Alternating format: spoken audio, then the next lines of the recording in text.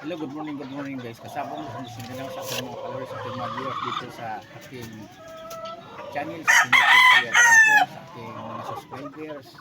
Maraming salamat talaga sa inyo sa pagsubaybay, sa pagpanood sa aking mga content sa mga sarili kong alagang manok. Aking kalaman dito, pagpangako ko sa inyo, aking mga followers, sa aking mga subscribers, ibibigay ko sa inyo, ibahagi ko sa inyo ang aking kaalaman tungkol sa pag-alagang manok.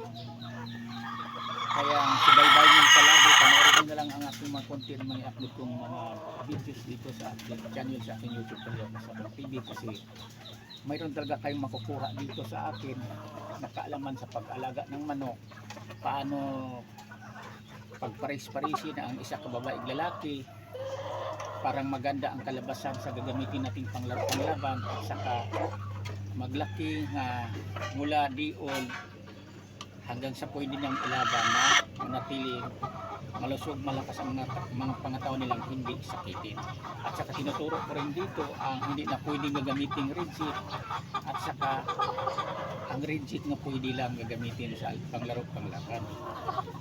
Yan ang totoo niyan. Tapos pag mayroong nagkasakit-sakit sa mga anak nyo, tinuturo ko rin dito, may konti din kayong mapulot matutunan kung lungkatin nyo sa mga unang mga videos tungkol sa paggamot sa sakit-sakit sa bulutong o kaya sa mga sipon sa manok, lalong-lalo na yung sipon na sa loob. Yan ang ikakamatay agad sa ating mga alaga, kasi di natin malalaman na walang, di basa ang ilong, walang sipon sa ilong pero nasa loob ang sipon. Yan ang madaling makadisgrasya sa buhay sa ating mga alaga.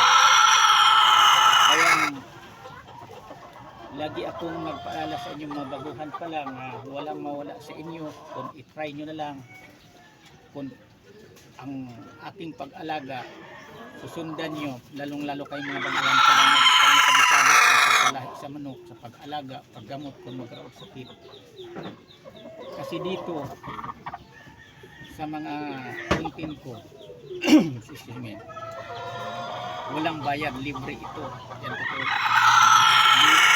Sa bahay lang kayo, manonood lang kayo sa cellphone nyo, sa aking mga videos, kano rin mga natutunan talaga kayo. Kasi ako, alam nyo ba, laanan ko pa dati ng oras, pinagsiminiran ko pa, malayo pa yung pupuntahan ko para nga makapagseminar ako tungkol sa pag-alaga ng manok.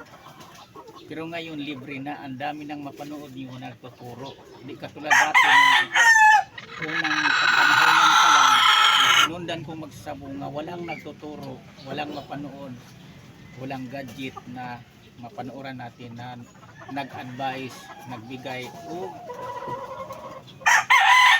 mensahe tungkol sa pag-alaga ng manok, nga kung ano ang dapat natin gawin para hindi tayo lugi sa ginagastos natin, kung paano natin gawin na makapagpalahi tayo ng lamang tayo sa panalo kaysa talo, hindi tayo puro talo. Yan ang katotohanan lang dito. Papaliwanan ko lang to sa inyo, sinisingit ko lang itong content na ito para nga mayroon kayo nga makakuha kayong ideya dito sa mga ganito ngayon. Ngayon, ipakilala ko naman sa inyo, ito siya ang linyada ko sa inahin kong tinawag ko o Sweeper Grey. Yan. Ang marking nito mga bukas dito. Ito siya. Maganda rin ang resulta sa nagiging mga anak nito, nagdaag panalo. Ipaliwanag ko pala sa inyo, hindi basihan ang tahid sa isa kainahin ha. Tulad nito, ang mga kapatid nito may mga tahid lahat. Kasi ang ama nito, linyada din ang mga babae nila, may mga tahid lahat. Ang nanay nito may tahid din. Ang mga kapatid nito may tahid din lahat. Ito lang ang nag-isa ko nga inahin na talisay nga walang tahid. Pero pinagpatuloy ko siya, ginamit ko pa rin siya, pinagtuloy ko siya, pinagpalaki ko hanggang naging inahin, hanggang resulta sa mga naging anak nito, ang mga anak nito, ganun din sa mga kapatid niya. Nagpanalaw lang din ang mga anak nito. Kahit walang kahit ko, ang nagustuhan sa kanya, maganda ang hipo sa pantawan. Nung dumalaga pa ito, dikit ang sakit-sikitan. At sa tingnan niyo naman sa binti, sa paa, sakto talaga sa sukat ito. Yan. Kalulugon lang nito, katatapos lang, So, patapos na maglugon, ito pwede ko na rin itong gagamitin. Pag-conclude ko na talaga.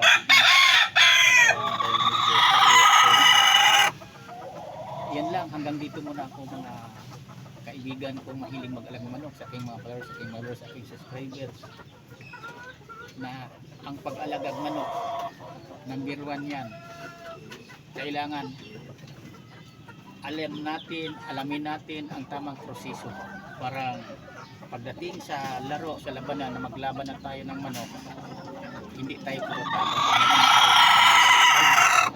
Yan lang. Thank you ulit sa panonood. Maraming salamat sa inyong lahat, sa aking mga subscribers, sa aking mga viewers, sa aking mga viewers dito sa aking channel YouTube, Julio Pasarog TV. Bukas ulit naman, kita-kita tayo.